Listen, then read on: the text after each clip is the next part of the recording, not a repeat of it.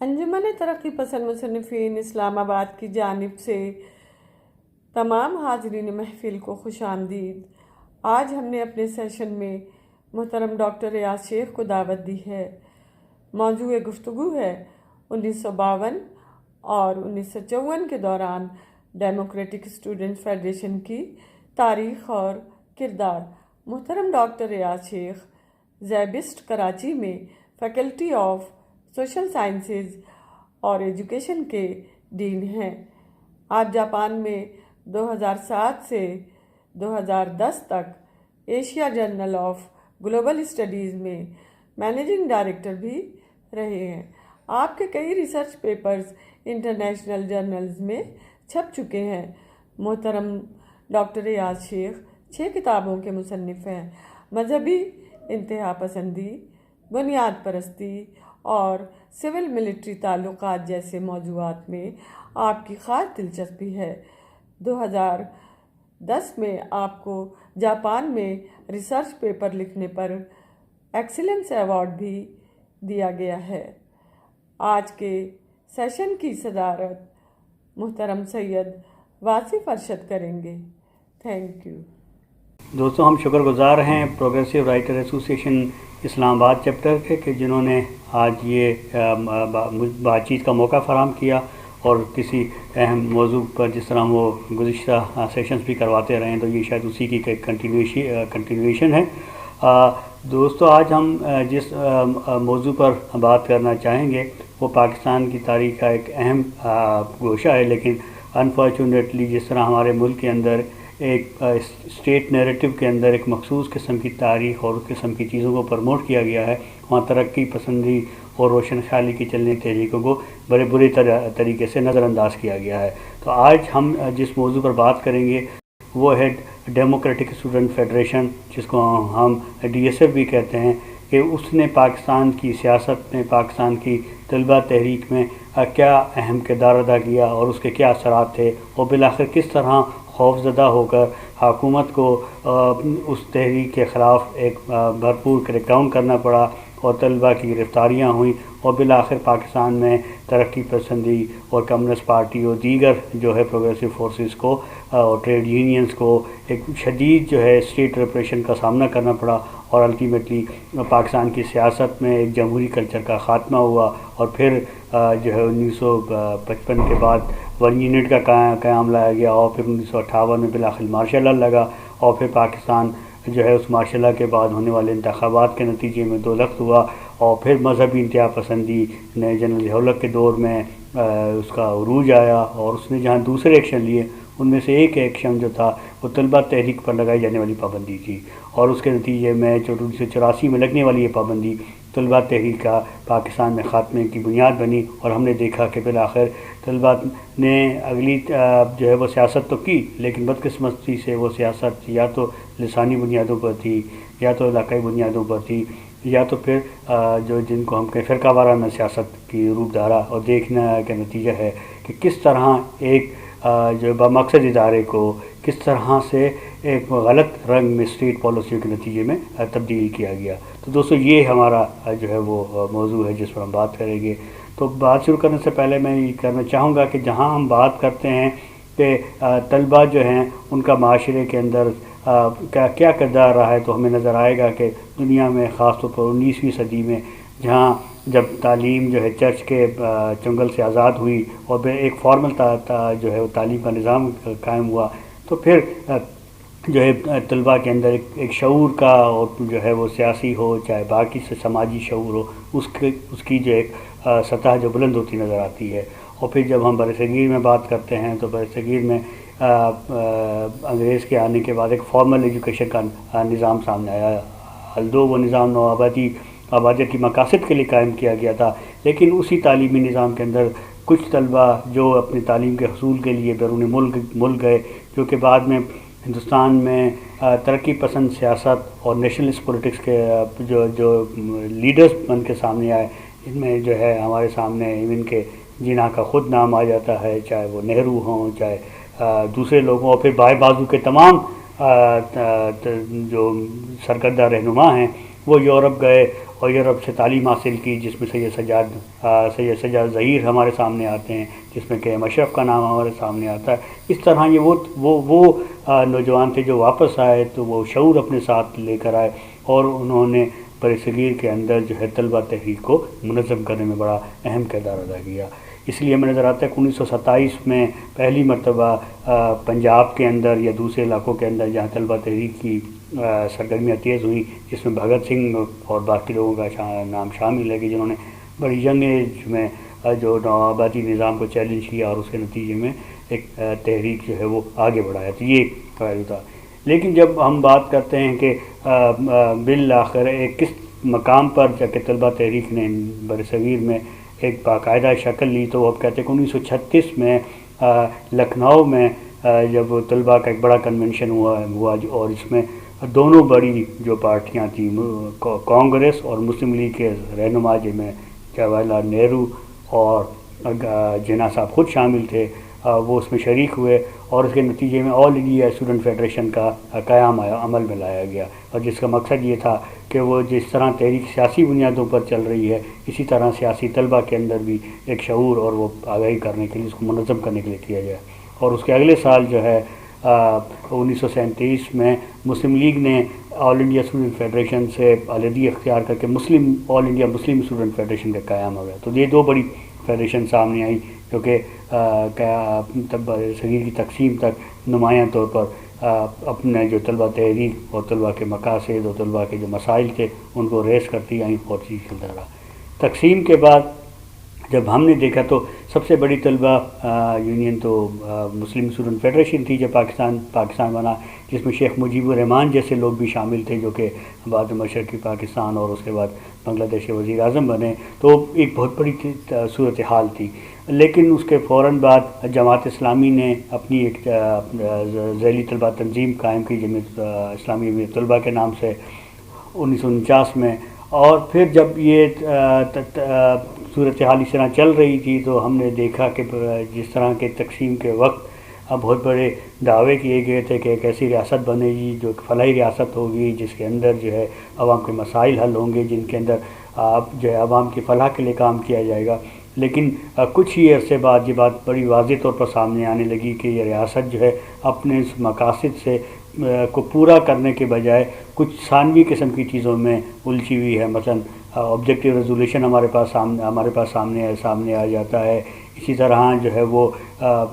جو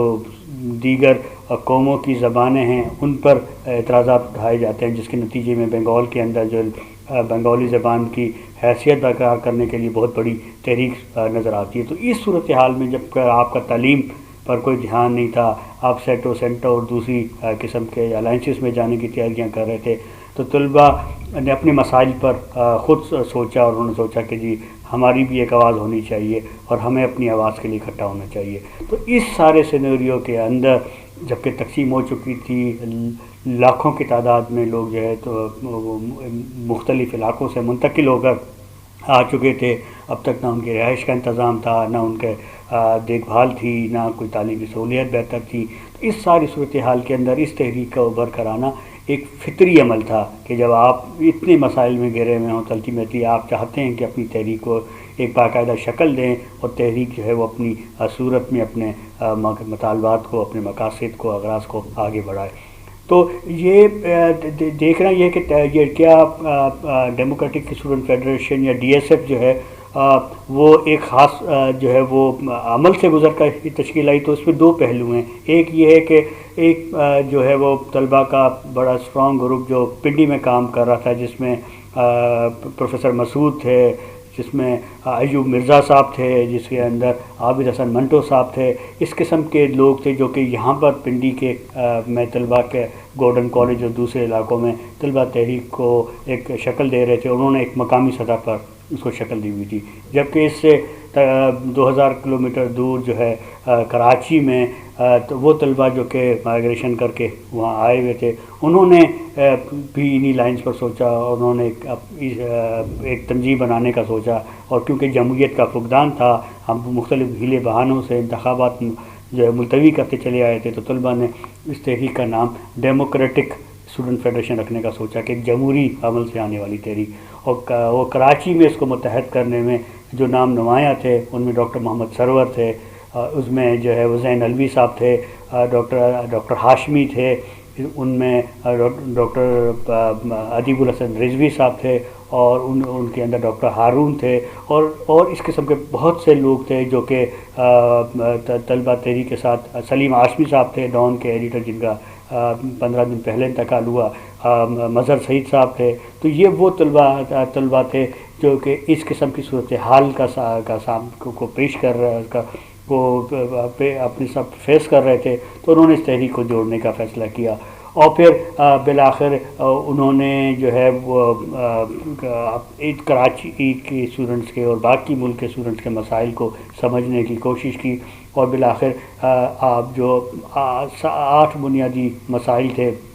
ان پر اپنی تحریک کو آگے بڑھائے، جن میں ان کے مسائل انہوں نے کہا کہ جی ہاسٹلز ہونے چاہیے. ان کا خیال تھا کہ لیبارٹریز کا اضافہ کیا جانا چاہیے. ان کا تھا کہ ہاسٹلز کا طلبہ کے لیے ہاسٹلز کا انتظام ہونا چاہیے، فی میں کمی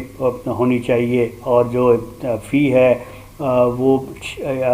6 ماہ میں اکٹھی وصول کرنے کے بجائے ماہانہ بنیادوں پر ہونی چاہیے، اور اس میں جو ہے وہ نمایاں کمی ہونی چاہیے. تو اس قسم کے مسائل تھے جو کہ بالکل ڈائریکٹلی تعلق تھا طلبہ کی روزمرہ کی زندگی سے، اور اس کے نتیجے میں طلبہ تحریک بڑی مضبوط ہوتی چلی گئی. اور اس مضبوط ہوتی طلبہ تحریک نے بالآخر کراچی کے یہ ڈاؤ کالج سے سٹارٹ ہوئی تھی، اور پھر جلد ہی یہ کراچی کے مختلف علاقوں، مختلف تعلیمی اداروں میں، چاہے وہ اسلامیہ کالج ہو، چاہے وہ ڈی جے کالج ہو، اور دیگر جتنے کالجز سے وہاں بڑی جلدی پھیل گئی، اور طلبہ کی ایک نمایاں آواز بن گئی. اور پھر جب ڈی ایس ایف نے بڑی کامیابی سے طلبہ کو شامل کر لیا، تو جس طرح میں نے آپ سے عرض کیا کہ اس وقت ایک ایم ایس ایف بھی کام کر رہی تھی. اس وقت جو ہے وہ جو ہے جماعت اسلامی کی اسلامی جمعیت طلبہ بھی سامنے آ گئی تھی، اور دیگر بھی کچھ تنظیمیں تھیں. تو ڈی ایس ایف نے سوچا کہ بجائے اس کے کہ وہ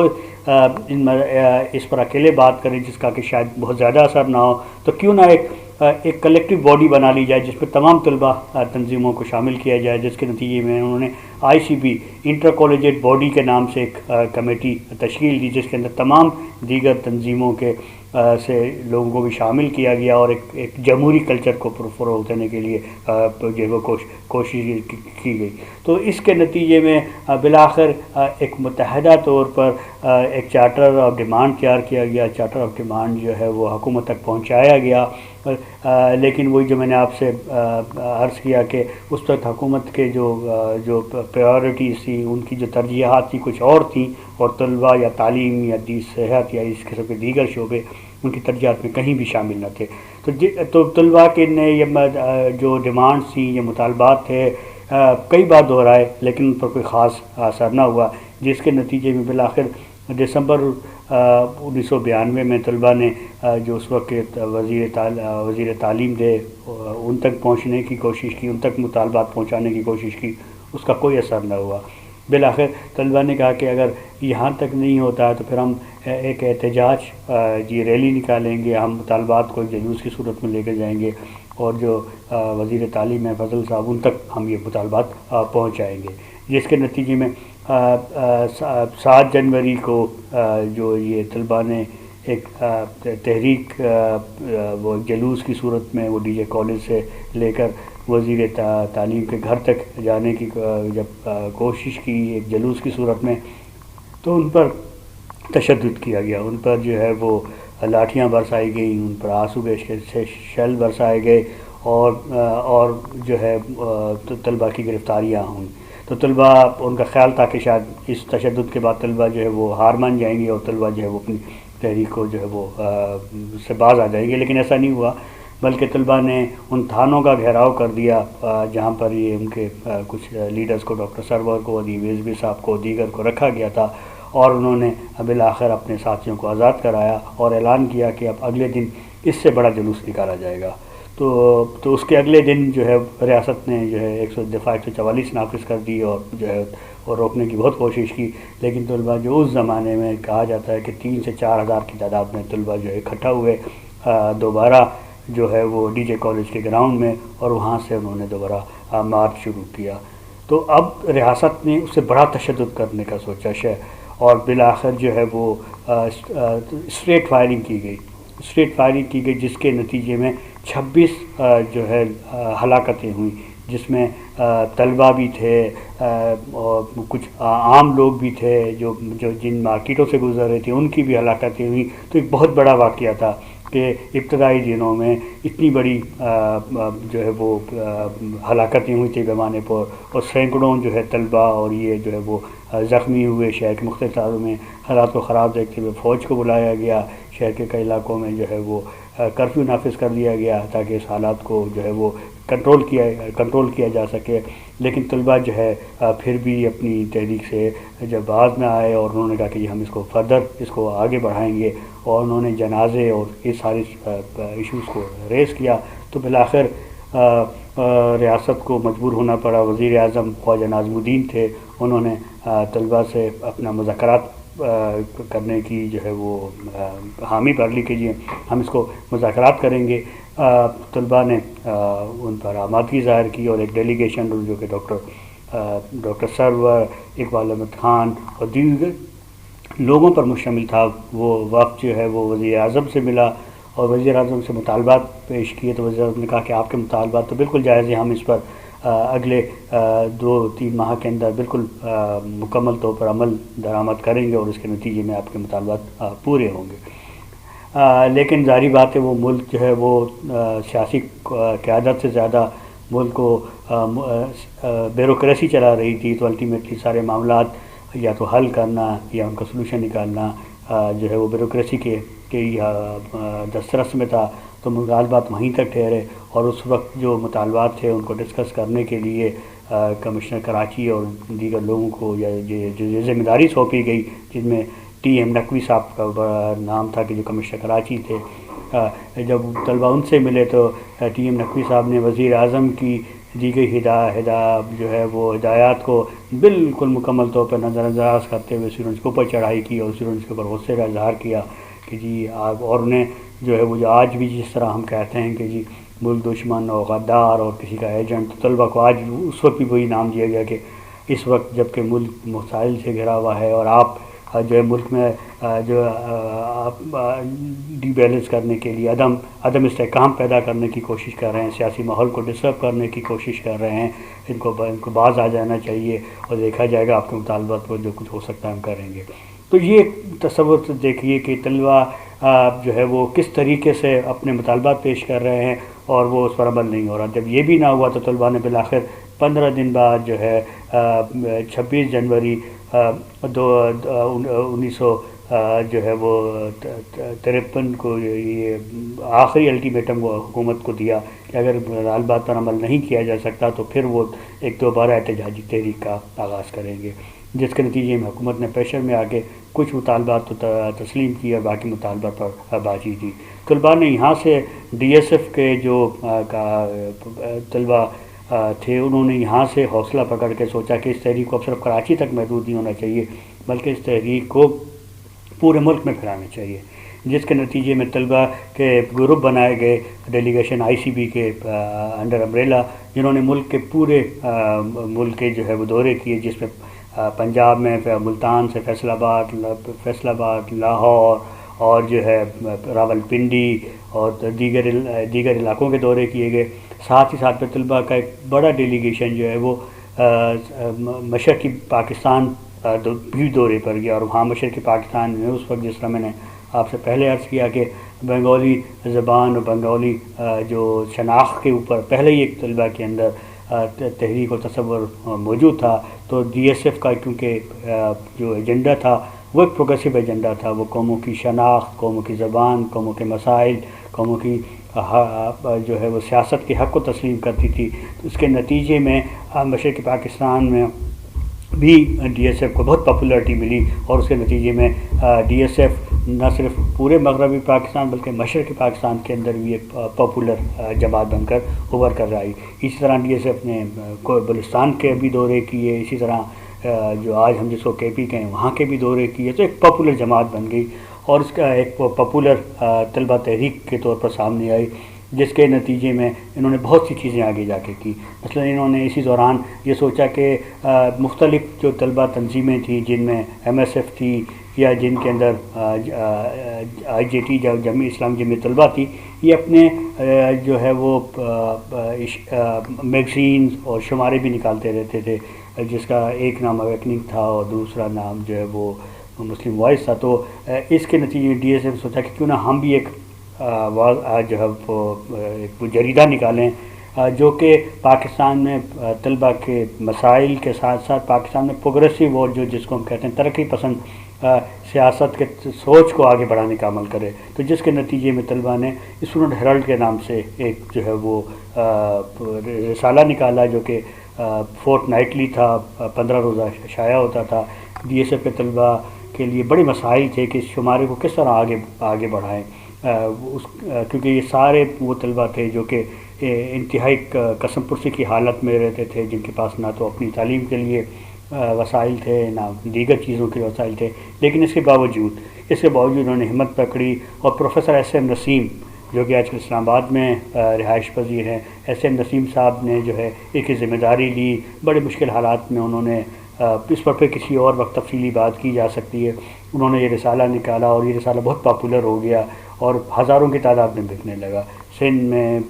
مغربی پاکستان میں، مشرقی پاکستان میں، دونوں طرف، جس کے اندر طلبہ کے مسائل پر بھی بات چیت ہوتی تھی اور ملک کی سیاست کو کے اندر یہ جس طرح ہم جو ہے وہ غیر ملکی قوتوں کے زیر سہارا اپنی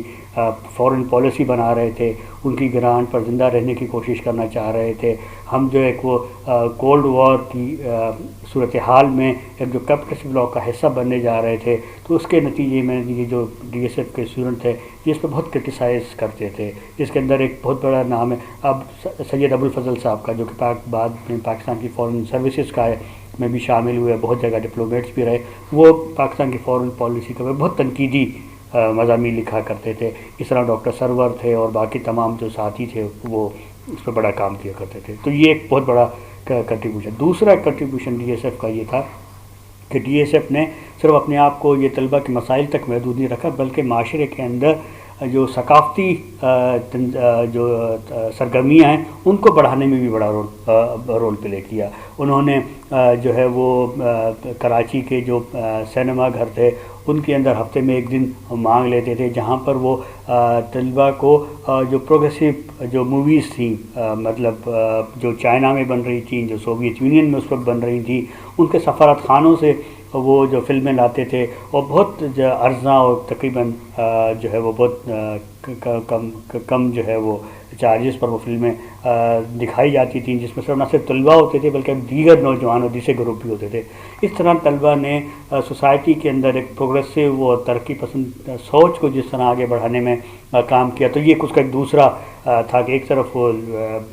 اپنے جریدے کے تھرو کام کر رہے تھے، دوسری طرف وہ یہ جو فلم کلچر تھیٹر کے تھرو یہ چیزوں کو آگے بڑھا رہے تھے. کیونکہ مسئلہ یہ تھا کہ نہ تو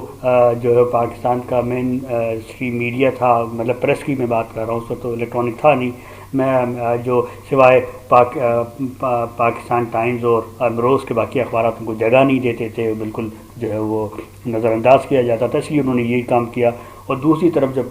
جو تھیٹر اور کلچر تھا وہ بھی ایک مخصوص جو انوائرمنٹ میں کام کر رہا تھا جہاں پروگریسو چیزوں کی کمی تھی، تو طلبہ نے اس گیپ کو بھی بڑی حد تک فل کیا اس ساری DSF کے نوجوانوں نے. تیسرا جب نظر آیا کہ جب DSF کے نوجوانوں کو یہ نظر آیا کہ جی ان کی چیزیں اب جڑیں پکڑتی جا رہی ہیں اور سوسائٹی کے اندر ان کی جو ہے وہ ان کو قبول کیا جا رہا ہے کھلے دل سے، تو پھر انہوں نے سوچا کہ کیوں نہ ایک بڑا کنونشن کیا جائے. تو پھر دسمبر 1953 میں 23, 24, 25 دسمبر کے لیے کراچی کے کیٹرک ہال کے اندر ایک جو ہے وہ بڑے کنونشن کا اہتمام کیا گیا، جس میں اس وقت کا مغربی پاکستان اور اس وقت کا مشرقی پاکستان، وہاں سے طلبہ آئے، پاکستان کے چھوٹے چھوٹے شہروں سے آئے، مثلا سکھر سے طلبہ آئے، حیدرآباد سے طلبہ آئے، جو ہے پنجاب کے مختلف چھوٹے چھوٹے شہروں سے جو اس وقت بہت چھوٹے شہر تھے اس سے طلبہ آئے. یہ خیبر پختونخوا جس کو آج آپ کہیں وہاں سے طلبہ کوئٹہ سے آئے، یوک سے آئے، لورالائی سے آئے، جو کہ بہت بڑی کامیابی تھی، اور اسی طرح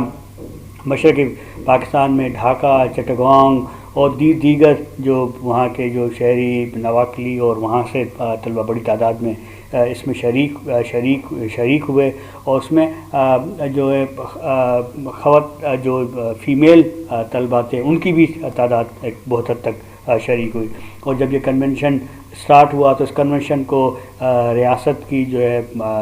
کنٹرول میں ڈسٹرب کرنے کی کوشش کی گئی، اور اس وقت کے جو کراچی یونیورسٹی کے وائس چانسلر تھے جن کو اے بی حلیم کہا جاتا ہے، جن کو طلبہ نے ابا حلیم کا نام دے دیا تھا، جو کہ علی گڑھ یونیورسٹی سے تھے جہاں وہ پروفیسر تھے، اور یہاں لگایا گیا تھا ان کو، جو کہ ظاہری بات علی گڑھ سے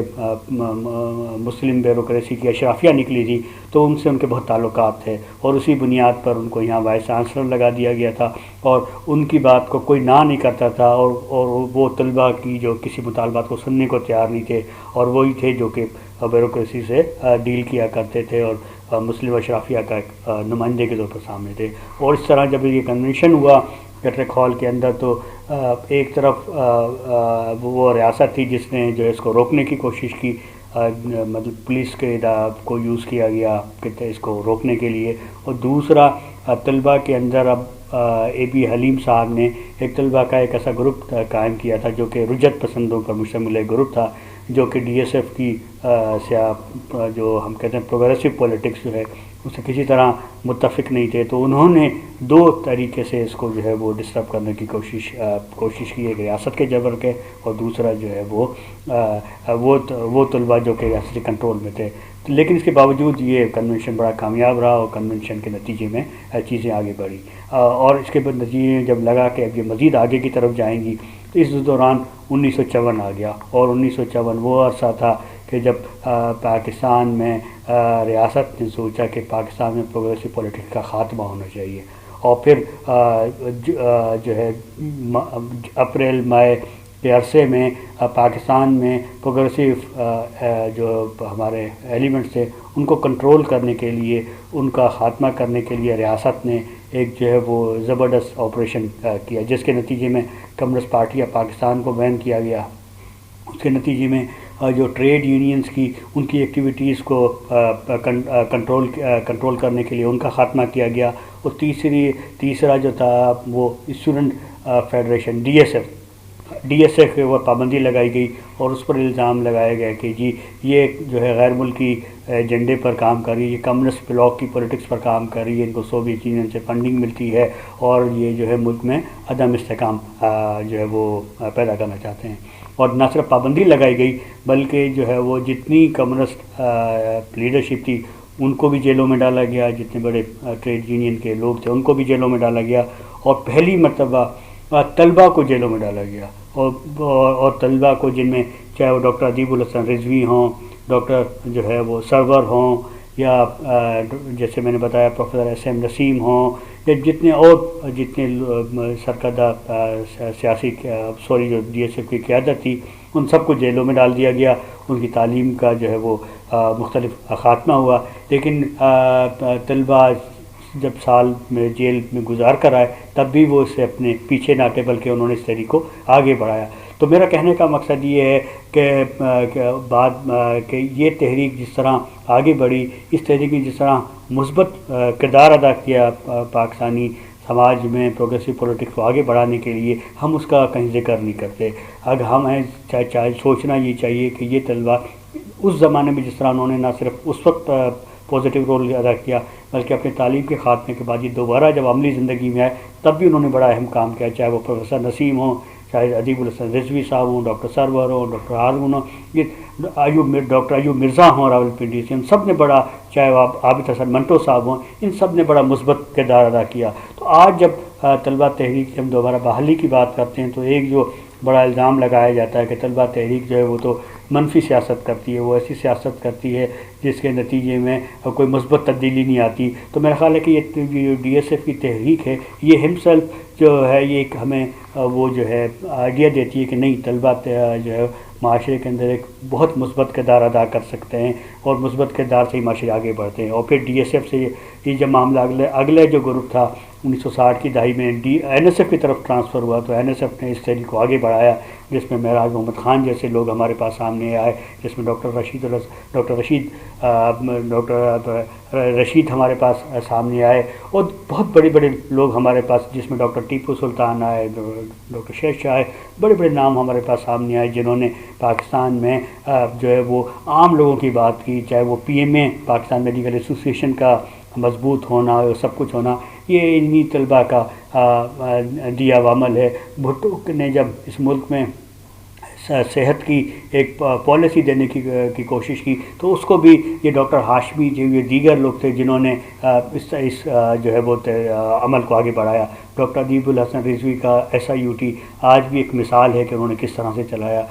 پروفیسر SM نسیم جو ہیں وہ قائد اعظم یونیورسٹی میں رہے, پڑھاتے رہے اور جو ہے اقتصادیات کا بہت بڑا نام بن کر ہمارے پاس سامنے ہے کہ جہاں غربت کے حوالے سے, سماجی ناہمواریوں سے حوالے سے جو اتنا بڑا کام کیا. اسی طرح میں نے بات کی سلیم آسمی صاحب کی جو ڈان کے ایڈیٹر بنے بعد ازاں جا کے انہوں نے ڈان کا کلر چینج کر دیا اور آج ڈان کے اندر یہ جو پروگریسو کلر ہمیں نظر آتا ہے وہ سلیم آسمی صاحب کا دیا ہوا ہے, جس کے بعد آنے والے تمام جو ایڈیٹرس تھے اس کو انہوں نے فالو کیا. اور آج بھی ڈان کے جو ایڈیٹر ہیں ظفر عباس وہ اسی تحریک سے نکلے ہوئے, NSF کی تحریک سے نکلے ہوئے ایک صحافی ہیں جو کہ اس تحریک کو آگے بڑھا رہے ہیں. اسی طرح صحافت کے اندر بہت سے لوگ آگے گئے اور انہوں نے بہت سا نام پیدا کیا. تو میرا خیال ہے کہ DSF کی اس تحریک کو ہمیں دوبارہ ریوزٹ کرنا چاہیے. ہمیں دیکھنا چاہیے کہ اس تحریک نے کس طرح معاشرے میں جو ہے کہ وہ پاکستانی سماج کو آگے بڑھانے میں کام کیا, تاکہ ہمارے جو نوجوان آج کسی حد تک اگر مایوسی کا شکار ہیں تو کس طرح اپنی ڈائریکشن کو سیٹ کر سکے. میں ایک بار پھر پروگریسو رائٹر ایسوسیشن اسلام آباد کا شکر گزار ہوں کہ انہوں نے یہ موقع فراہم کیا کہ آپ سے بات ہو سکے اور اس مزید سلسلے کو ہم آگے بڑھاتے رہیں. اس سیشن کے بارے میں, اس گفتگو کے بارے میں اگر آپ کے ذہن میں کوئی سوال آتا ہے تو وہ حاضر ہیں, ہم اس کا جواب آپ کو دے دیں گے. بہت شکریہ. Hey there. Subscribe to my channel. And also press this bell icon. So you never miss any new updates, cause whenever we upload new video you will get a notification on your phone.